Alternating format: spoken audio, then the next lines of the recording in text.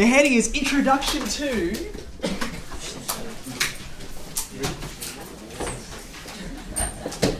Now, this topic, or this subtopic, has a lot of different names. I'll give you all of them, and I'll tell you which one's my favorite, but I'll let you decide which one you want to use, because they all really do refer to the same thing. Okay? Straight line motion is kind of, I think, the simplest title, really, because it tells you it's about things that are moving, and they are moving in straight lines. Okay? Straight line motion. Alternatively, if you want to be a little bit techie, you can say things that go in a straight line, right? Up and down, right? They're only moving in one dimension. There's only one dimension. And it's up, down in this case, but I suppose we could go left, right if we wanted to, okay?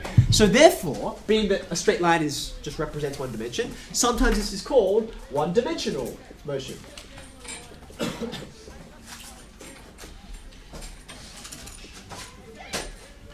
Okay? The ideas that we're thinking about in terms of motion are three particular ideas which are all connected together, okay? So what does motion actually mean? This is our third name. This topic is often called displacement, velocity, and acceleration.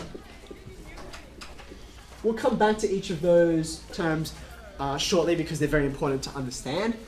That is a bit of a mouthful though, okay? So rather than bring all that down and just call it motion, that's not descriptive enough, sometimes this is called kinematics. Okay, and you can hear where the root word is, right? Like kinetic energy, it's about movement, okay? So this is about understanding how it all fits together, okay? There's one more title for it, and that is a very New South Wales Board of Studies name for it, two-unit motion. Okay? Because this kind of motion is what all students who do mathematics have to study. Okay? Now, those are all names for the one thing. Okay? Now, while we're talking about two-unit motion, now is a good moment to step back and just get a bit of perspective on this. This is what encapsulates two-unit motion, but what it flows onto for you Extension 1 students is, firstly, there is a very particular kind of straight line motion, okay, that when it moves in a sort of rhythmic way, okay, back and forth and back and forth, we call that simple harmonic motion. Simple harmonic motion. So simple harmonic, SHM for short, not to be confused with Sydney Morning Herald, even though it's, anyway, is very, very similar. In fact, you sometimes will see questions that really are simple harmonic motions snuck into an exercise about straight line motion, because simple harmonic is a kind of straight line motion, just going back and forth, or up and down, okay?